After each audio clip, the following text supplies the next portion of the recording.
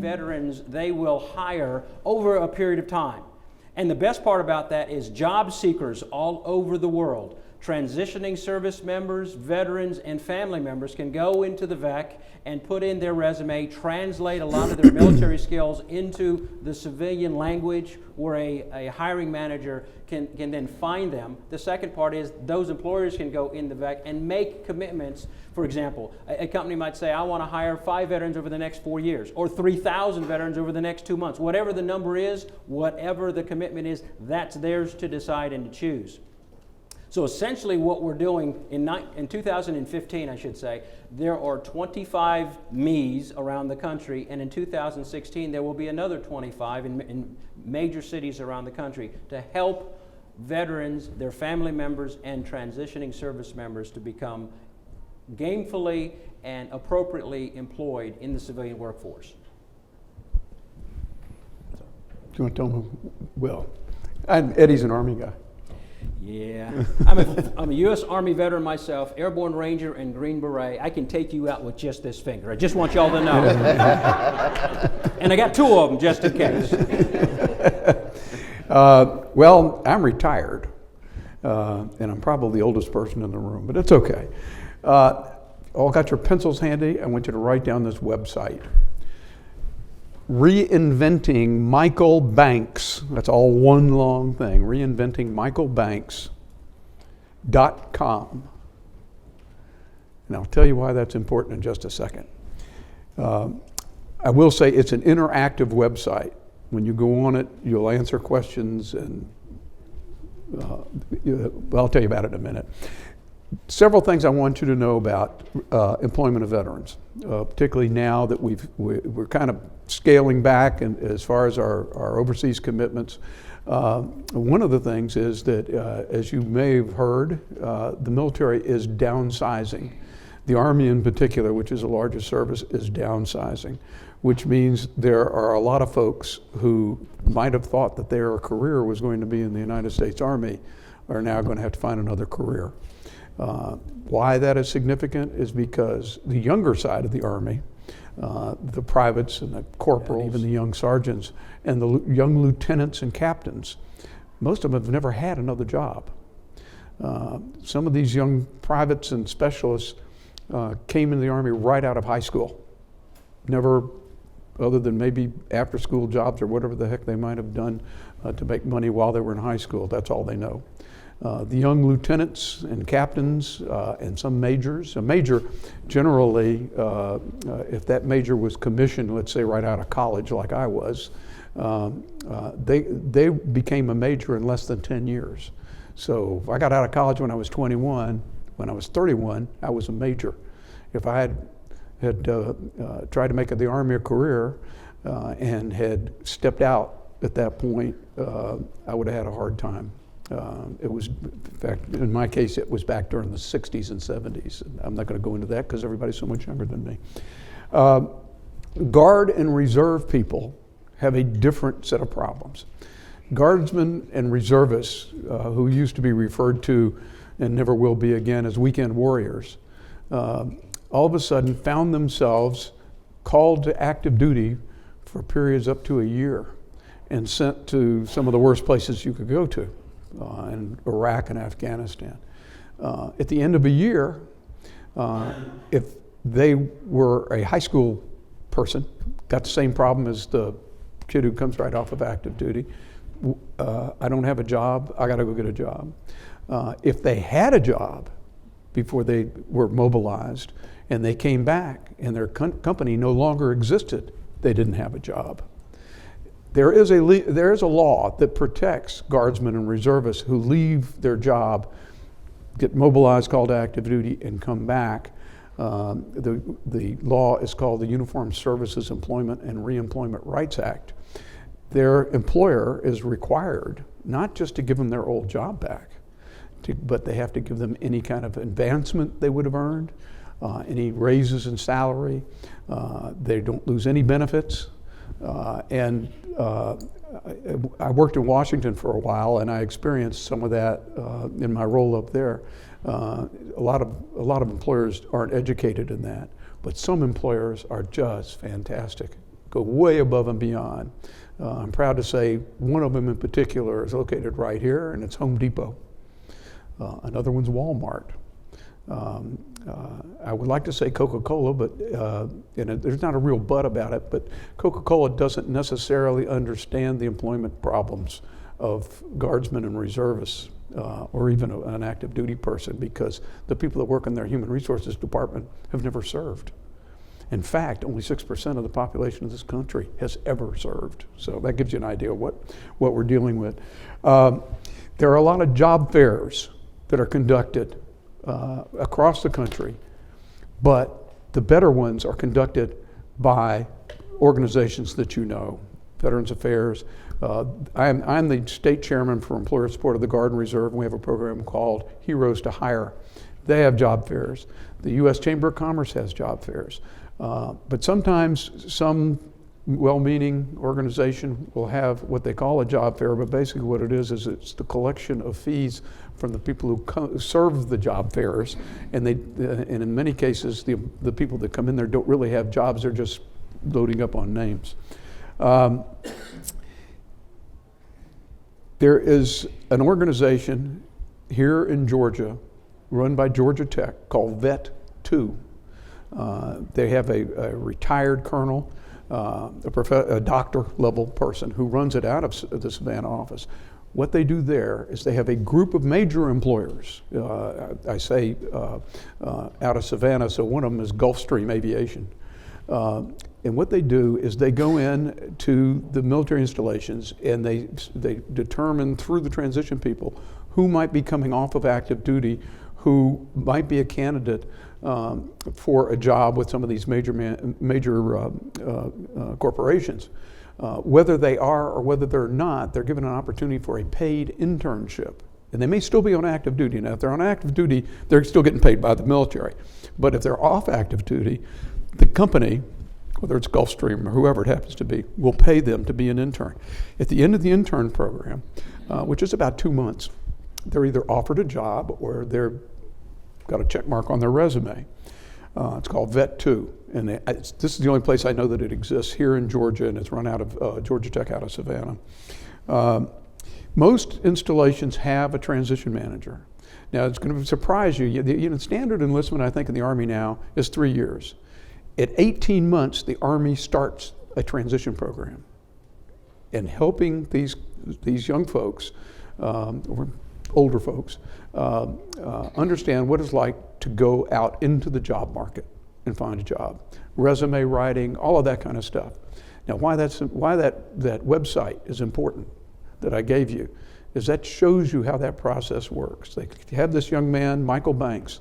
The first person he meets is a headhunter. And you have the dialogue between Michael Banks and the headhunter. The next person he meets is a human resource person in a company. In the dialogue between the two of them, and then the last one is the vice president of the human resources. And you see how Michael Banks doesn't understand the language of business. You also see how the businesses have come to understand the language of the military, so they can make a smoother transition. So anyway, wanted you all to know that. I was the governor's Veterans Transition Director, or whatever you want to call it. I was an Army of One until I retired last year. And I dealt with all of this kind of stuff. I was also what you call a traditional reservist. I served a number of years on active duty, but most of my time was as a reservist, a traditional reservist. I owned a company here in town and went through a lot of this kind of stuff. So anyway, took more time than I have, so Ditu, it's yours. No problem. I'm used to dealing with generals.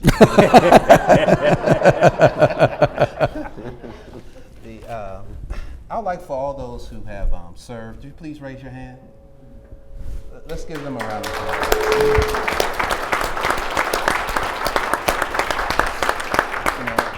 I always want to start by thanking you for your service. I slept well last night. I slept well last night. My children sleep well because of the service that you provide each and every day. And a lot of times you do it so well that we take it for granted. And so I want to pause for the moment and thank you for that. because it really makes a difference that, we live in a country that has a strong military that protects us and provides humanitarian services around the world. You probably looked at the bios of all the individuals on the program and said, man, here's one guy who's a coach on the panel with retired generals and retired people that have been in the service. Why is this guy, on the panel? Well, I like to thank Ryan Mack and Operation Hope for having the foresight. When we talk about veterans and protecting them, it's all about helping them transition. And if you're going to help someone transition, they have to have a plan. They have to have a strategy. They're used to strategy. And so that's kind of the stuff that I do, is I get the opportunity to work with veterans to help them create a strategy that they used to use to, save us and protect us, but to use that for their own lives. And then also, I've had 13 years experience working for the Department of Defense, and I have seen the impact of the warfighter. We've supported the warfighter, and then we've also worked with the warfighter as when they come back. The Department of Defense is the largest employer of veterans, in the world. So obviously, they protected us. They should get an opportunity to work, for the Department of Defense. And also, my passion for working with veterans started when I was in the 8th grade. In the 8th grade, I starred in a play called The Scars of Vietnam.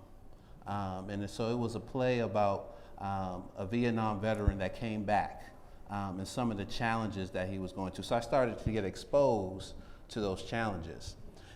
And then the last thing that really brought me to this subject is I work with an organization called Urban Financial Services Coalition. They're a group of minority financial professionals in the financial services industry that are concerned about issues that affect minority communities. So one of the aspects that we look at for veterans is the financial services aspect, because when veterans, when warfighters are in service, they get a lot of benefits. And when those benefits are used correctly, they can position themselves to be very financially successful. But because they're 18, 19, may not come from families that have strong financial services background, they may not take advantage of all those services that are available. And then the other part of that is the financial services industry is a wonderful industry for veterans. The skill set that veterans have are the type of things that banks and financial institutions, they're looking for. They're looking for people that can handle pressure, that are flexible, that meet deadlines, who can take the hill, may not get all the information, up front, but they're going to figure it out and they're going to get it done. The financial services industry has, we have jobs all over the world. We have jobs all across this, country. We have it at so many different levels. So the other passion is, how do we get veterans to look at the financial services industry as an opportunity for employment? And that's important because they're really good jobs in the financial services industry. And so the skill set, we want them to understand the things that they used to do in the mission, change that language over to the financial services language, and get themselves positioned for job opportunities. I just want to give you a couple of statistics so that you know how big this problem is, what opportunity, I don't believe in problems, that this opportunity is. Over the past 13 years, there's over 2.4 million active and reserve members of the United States Armed Forces that have transitioned to civilian life. The unemployment rate for all veterans is 5.4%. For Gulf War era veterans, the unemployment rate is 7.2%. 2/3 of veterans experience difficulty transitioning to civilian life. Veterans name the #1 challenge that they have in transitioning is finding a job. 1 in 5 veterans are unemployed. Veterans who are in the Army, most of them, they are twice as likely not to be properly trained in their transition options compared to the Navy and the Marines. 41% of people in the Army do not get the training compared to 22%.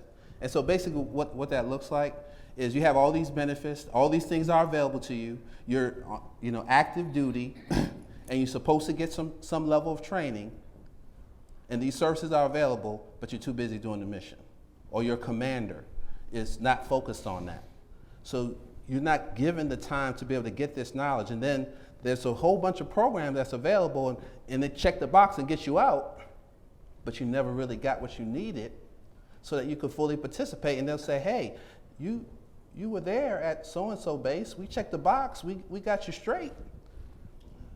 But they really didn't get the opportunity to process and get this training so they could really take personal responsibility for making a difference in their own lives. So I hope we can continue this conversation. I got, I hate to go, before I didn't steal any of your thunder. No. But I'm looking forward to hearing some of your other solutions on how we can deal with this problem.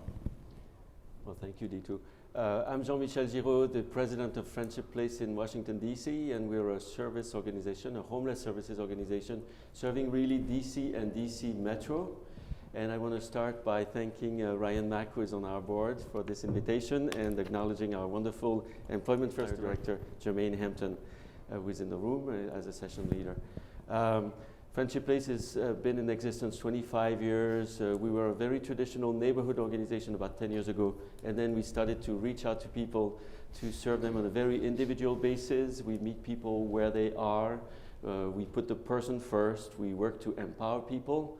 We have participants at the table whenever important decisions are made and at all layers of our governance process. So those values really drive us: quality, effectiveness, solutions. We're like D2, we like opportunities and solutions. We see where the problems are, where the challenges are, but we move quickly towards solutions. So for the veterans and for employment, the solutions are the supportive services for veterans' families. Who is familiar with that program in the room? Not too many of you. Well, I'm going to reassure you, we are close to 330 service providers in the US providing this service, which is funded by VA. So when you go back to your offices on Monday or on Tuesday, as it is, since it's a holiday, you can look up SSVF, very simple, it comes up, SSVF, wonderful website detailing everything VA has done since 2011 to reach out to veterans' households. A household can be one veteran or a veteran with dependents who are either on the brink of homelessness, prevention work, keep the family or the person in place, or already homeless, and that's of course rapid rehousing. We average on Friendship Place 87 days to prevent homelessness and 127 days to rapidly rehouse. You can imagine how quickly we have to work. And we do that, among other reasons, so well because we have completely vocationalized the organization using the Employment First model that Jermaine and the team developed, meaning that we look to every veteran who comes through the door as employable. We look for the skill set. We all have a skill set, and we don't try to teach people how to work just because they became homeless. That's disempowering. We just look for the skill set and quickly move with soft skills training toward a placement. Placement average in Employment First for us is 60 days, and the team rehouses in 90 days. So back to Veterans First, when we got the program, we decided to use the Employment First approach, and we have one person on the team who does nothing but putting people to work, which is essential. We wanted to talk about some of the reasons SSVF, Supportive Services for Veterans Families, was created really. Why did VA do this? Well, VA did this because VA had sort of an epiphany a few years ago and realized that with all the service members, and I want to thank all the service members again in the room, you deserve it, all of you who have served, when some of you have come out, the great majority of you will be fine, but some of you will not be fine. And what happened, and VA was seeing it, is that within months, sometimes even a couple of years, the households were starting to destabilize economically, financially, and simply could not meet their financial responsibilities. And so some of this is cultural. We were talking with the veterans on the panel earlier. When you're in the Army, you're not supposed to complain about your own situation. Some of these folks, particularly the families, are poor in the Army, in the armed forces, and they come out and then destabilize. Maybe the spouse couldn't work because of frequent displacements of the family, moving from base to base, and because they're in the income bracket in the armed forces where they are struggling financially, but again, they're not talking about it. And then when people leave, that's when things happen. We were interested, to see that when SSVF advertised the program, I remember seeing it on the screen and seeing that it was near bases that SSVF was going to be created, the SSVF sites. The VA was very intentional. The program was well researched. And I wondered why. Well, there is a myth that we all have, I did in my head anyway, some of you might, that when a vet comes out, he or she goes back to the neighborhood or the town they're from, the city they're from, but it simply isn't true for a lot of households. Either they do not want to go back because of conditions in the neighborhoods where they were, maybe broken bridges, we don't know. For some people, it's simply that they cannot afford to go back, so they settle close to the base entrance, and that's where the need is as a result. So in DC, we work with folks near the Fort Belvoir corridor, for instance, a lot, and we see folks who are homeless in the woods around that area a lot. Some of the other myths, particularly for employment, since we're talking about that today, how do you get vets in? Well, a lot of employers, and Jermaine would concur, are interested in helping vets, and that's a good thing. But then you have to make the connection happen. You have to prep the vet for the transition. And one of the issues we're seeing, for instance, is how to factor in PTSD. PTSD is there in a number of vets. It's at different levels. So the psychiatric issues have a range in them. How do you factor that in? And we see that at Friendship Place because, of course, we practice what we preach. We hire vets. And, in my position, I've seen a number of vets come and be with us for a while. And we had to gauge our interventions with these folks because you don't know what the level of PTSD is going to be. So you don't want to overdo it. You don't want to stigmatize a person, but you certainly want to be on the lookout to activate resources around the person that are going to help them through your personnel office and employee assistance program, for instance, that are going to help them have a good stay with you, a productive stay, and avoid those tough places there. We work, of course, on hope and change. We encourage people to lift up. Somebody on the panel this morning used the hand, this is a hand up, and Shelley Gilbert, I can use her name because she shares her story. She's about to finish writing a book, and she speaks on our Speakers Bureau. The way she presents SSVF as a former recipient of it, now on our board, is that it felt great that we, the system, Friendship Place, VA, realized that her entire household, this is her daughter, and her grandchildren, were resilient enough to rebuild quickly.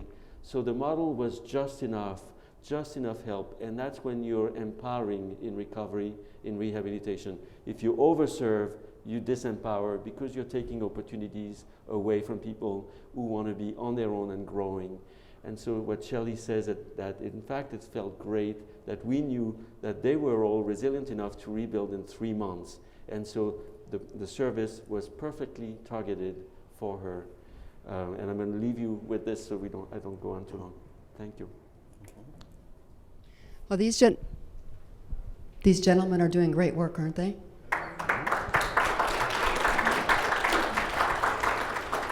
So now it's time for you to do some work at your table groups. And the question at hand, does anyone remember the number one challenge that Ditu mentioned? Finding jobs, right? So in your groups, the question is what solutions can be implemented in the short term, 1 to 3 years, that will make the biggest impact on helping this challenge of finding jobs. So I'm going to give you about 30 minutes to work in your groups. You should have someone at your table that, once again, is a scribe, and someone at your table who is there to lead the discussion. So we'll check back. And our panelists will be coming down off of the stage and joining some of your tables for your conversations as well. All right, so we're going to turn this back up to our panel. They're going to elaborate on some of the conversations that we're having at the tables before it comes back out to the working groups. And Eddie has some comments to make, and I believe a video to share. So, Eddie, go ahead. All right. You know, what I intended on doing actually was walk around to various tables, and I sat down to one, and it was really interesting. I couldn't leave. The discussion that we had on that table was wonderful. Sure. One of the things that I intended on doing when I left the stage was to walk around at various tables and kind of listen in and kind of eavesdrop a little bit. And maybe you guys had the same perspective. And once I got to one of the tables and we started getting into our discussion, I just had to stay right there. Because the discussion was so robust about how can we as various organizations help one another in order to help veterans become part of the workforce. One of the discussion points that we were able to talk about was what I call the VEC, the Veterans Employment Center that I briefly mentioned in my intro, and that you have about 4 pieces of marketing material on each of the tables. And if there's not enough on your table, there should be some extras on the adjoining table. And you should also have my business card, so clearly I'd like to talk to you. Let me take about maybe 4 minutes. I want to walk you through what the VEC is. And I'll ask the question kind of similar to what one of the other panelists asked about who's a veteran. How many know what the VEC is or even seen the VEC? Okay, I'm looking at about a third of the room. By the way, in the room, when we noticed who is a veteran, how many folks from the Navy are in the room? I'm so sorry.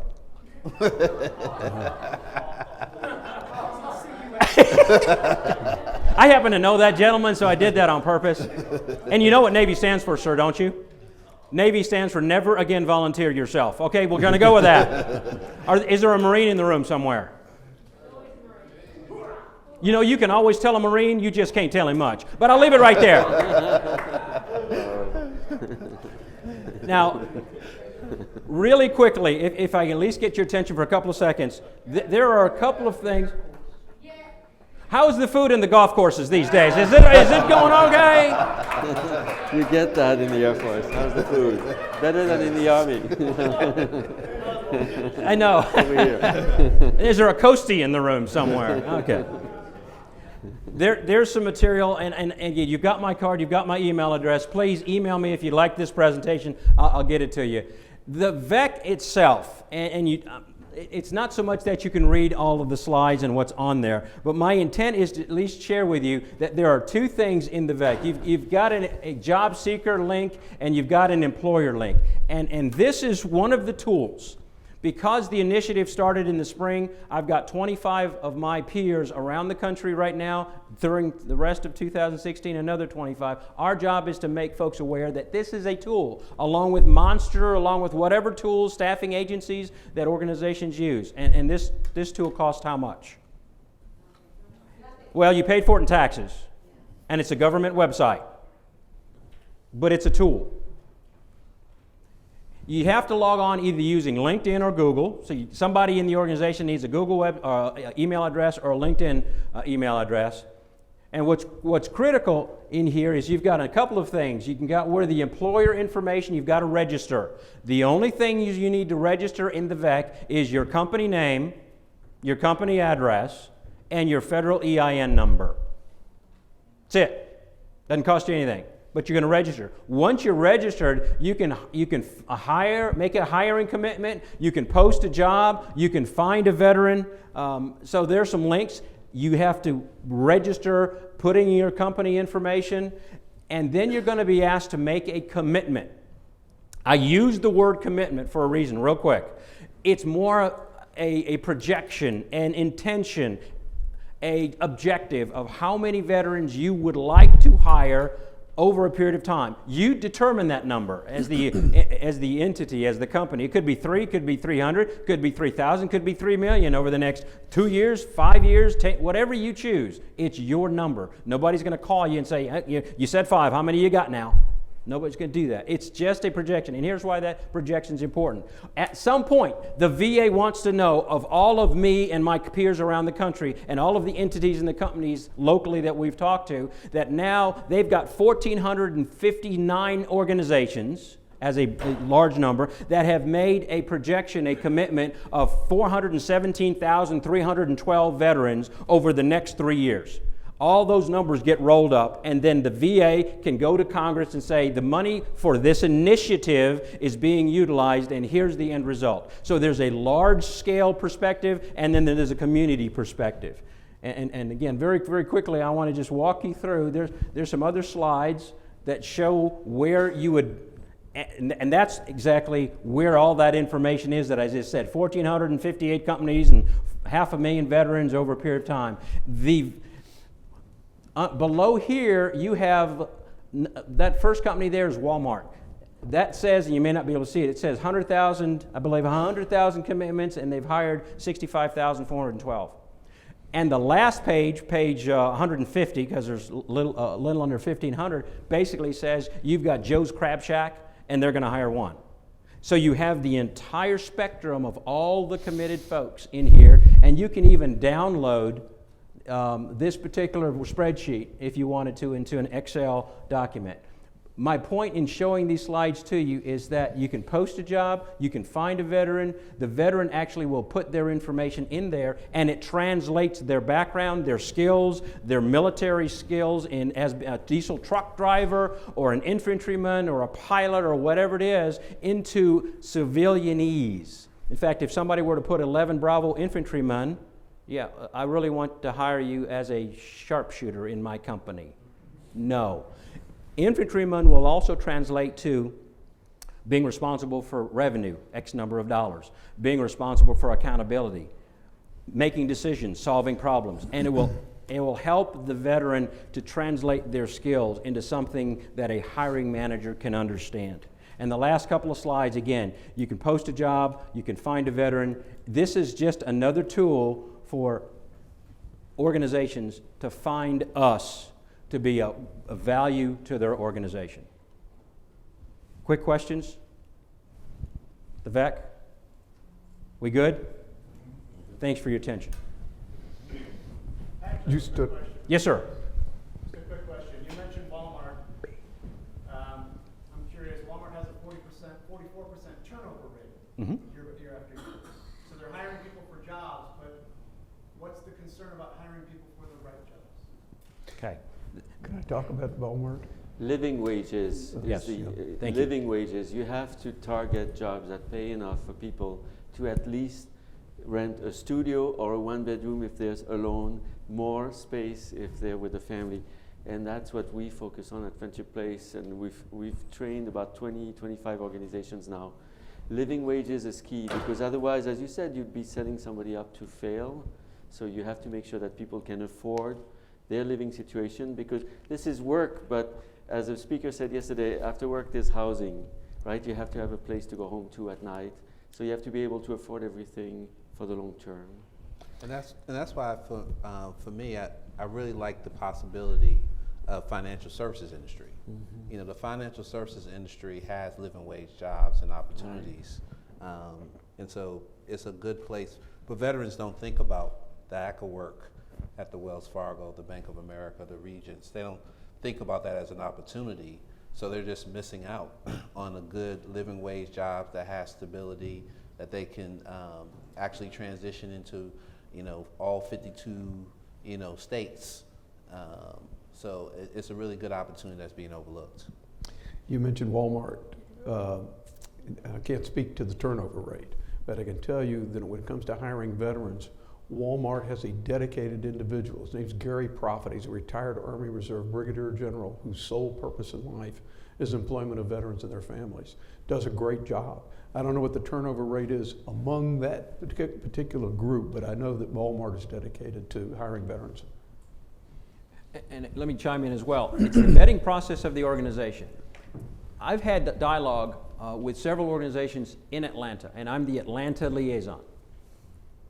And they were very diplomatic. They were very nice. They let me have a half hour of their time. They let me walk through the VEC, and we actually went online, and there's many more. It's a very robust site. There's all kinds of stuff, and I just wanted to condense it to about a dozen slides for y'all.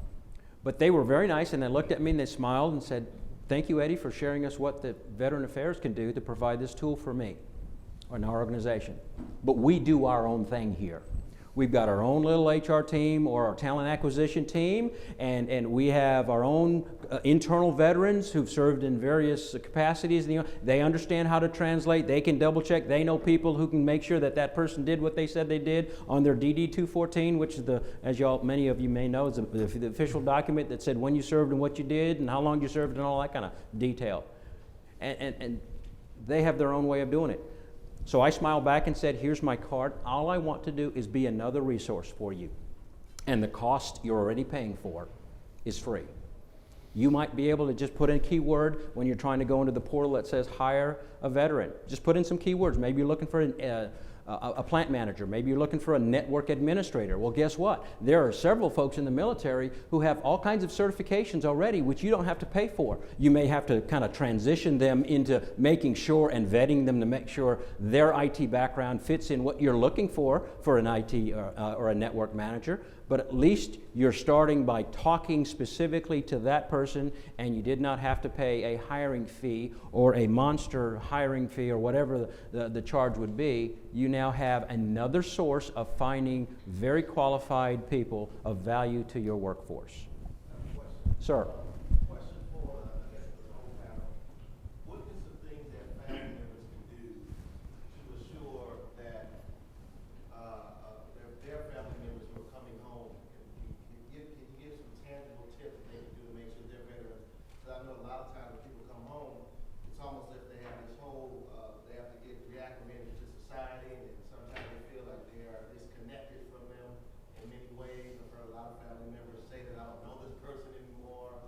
What are some tips or some strategies that family members can do in order to make sure that they can help that family member get reacclimated back into society and get a job at home? Well, as you've mentioned, somebody will get home and the person, even the spouse, will say, I'm not sure I recognize you.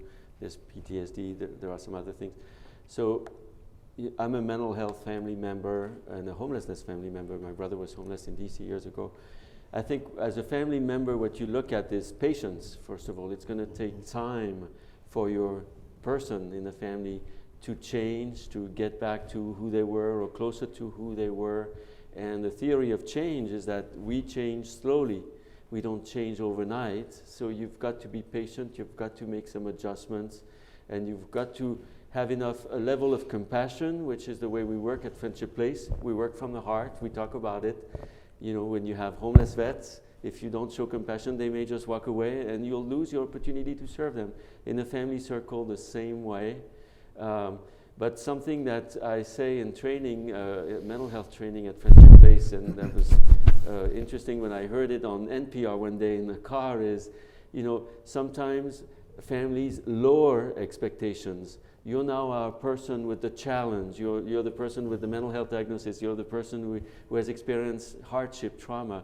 So we don't expect as much of you. So you also have to, while you're patient, while you're compassionate, while you're a good listener, you also should be careful not to lower the bar, because as you lower the bar, as you lower the bar, you may think that you're working with the person, but you're working against the person, because you're sending a message that the person can achieve less. And you really want to be careful not to do that, because that could be internalized, and now your vet in the family says, I'll never be like everybody in the family again. That's a great question, Ryan. The other thing that is really helpful is that family members have to do things that they can control. One of the things our table talked about is networking, on behalf of the family member. They're going to be getting out soon. People usually wait until they need something till they start to build relationships. Start to build relationships with people that you think that could use their particular skill set. The other thing is that family members can work to educate themselves about the benefits that are available to the veteran. Because if they know the benefits that they should be getting, you know, there's some wives, there's some mamas that know everything that needs to be done, you know, for their particular family members, so they're able to provide support for them, but they're not just waiting on that person to be able to do it. So that's something that's within their control, and they can do, you know, today. And so when that person does come home, you know, hey, I know the general, I met the general at the Operation Hope. You know, he knows the person that's hiring down here. He can talk to the person. That's the type of real help that people can do immediately, and they can do in those communities by having those centers of influence.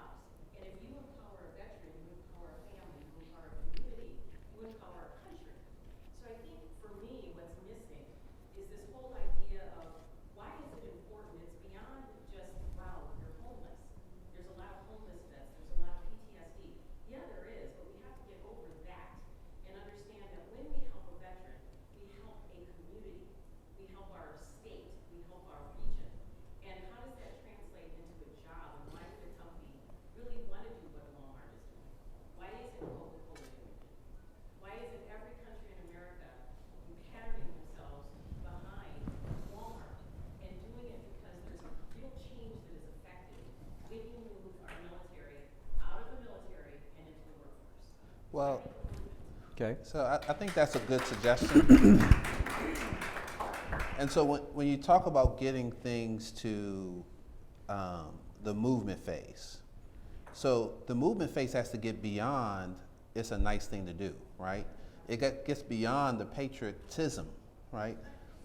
The real thing, in my experience in working in several different organizations, is the bottom line dollar profitability of organizations.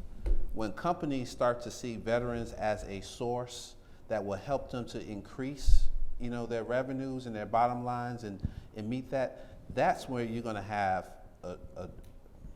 the drive. So I think we have to elevate the conversation to, yes, it's a great thing to do. They've provided great service, but the skill set that they provide will help your company's bottom line.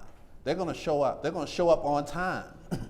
You know, when they get there, you give them a responsibility. They're going to complete the responsibility. If they don't have all the information, they're going to ask the questions.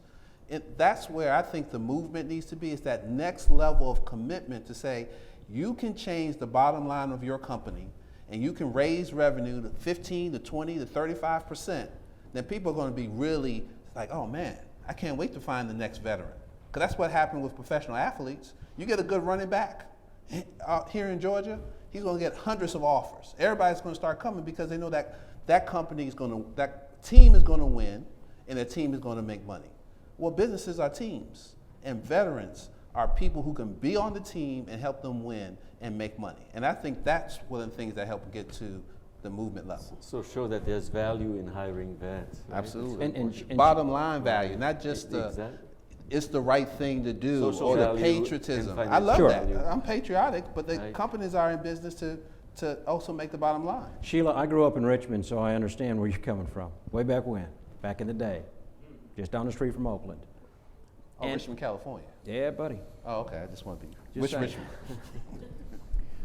That movement has also got to come from knowledge. And I'll just say it. This is Eddie talking now. We don't know what we don't know. We have organizations across the country that don't know what they don't know. And they would rather not hire veterans because they don't know what they're going to get.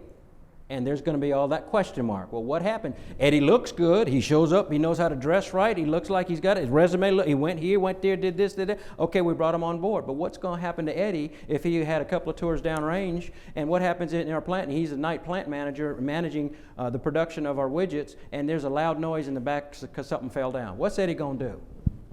Hello? Am I talking to anybody in the room? I mean, let me add on to what Eddie is saying. The misunderstanding, when you consider that only 6% of the population of the United States ever served in the military, there's a misunderstanding that people that served in the military, all they know how to do is shoot people and break things. They fail to take into account that almost from the day they join the military, they're taught leadership, because at some point it's going to be needed.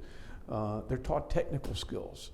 They can do things with radios and computers that the average high school graduate, even a college graduate, hadn't got a clue on how to do. As was pointed out, they show up on time, they're trustworthy. Everything about them is the kind of person that you would want to hire. And that goes all the way up the line, all the way to the retirees who retire after 20 years, who've had all manner of experience. You take a master sergeant or a sergeant major who's been in charge of a battalion of 1,000 soldiers, the enlisted folks, 1,000 soldiers. He's got experience that very few people outside of the military would ever have. And that person has probably also served in dangerous positions over the past 15 years that so many of our citizens had never even thought about serving in. And some employer might stick him in a call center managing 6 people. It's exactly right. It's exactly right. One other thing. It ain't going to happen, and he's not going to work out. Yeah. One other thing, I mentioned it to these folks over here. There is a group of veterans that have broken the law, and they can't get a job after they've broken the law. They go to volunteer in veterans court, and at the end of their 18 months in the veterans court, their arrest records are expunged. Now, if it was a felony, it might be reduced to a misdemeanor. But if that creeps up on them, they're not going to be able to be hired for a decent job, and that's very unfortunate, because these folks have gone through an 18-month period of recovery, basically, and some of it's not their own fault. They may have post-traumatic stress or traumatic brain injury that was not diagnosed while they were on active duty or released, and that was the source of the crime, or they were being treated for it and given narcotics, and they turned that into a crime. So you don't hear about that. Georgia has veterans courts, thank God for that.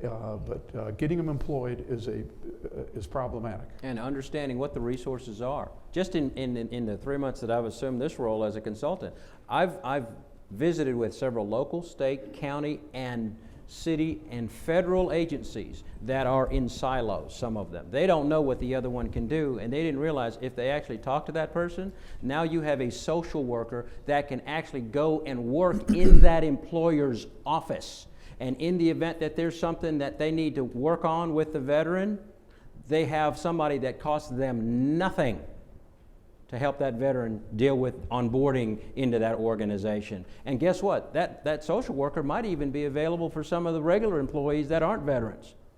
What a concept. But some people, and I go back to what I said earlier, they don't know what they don't know, because that movement has to be bigger than just hiring veterans. It's what are the resources that are available. I'll ask the question, who did not know somebody else at your table? And who did not know what that other person at your table does to help veterans? So as of today, we got 80 people now that know something else that they can use, other resources to help veterans. Multiply that 6 million times across the country.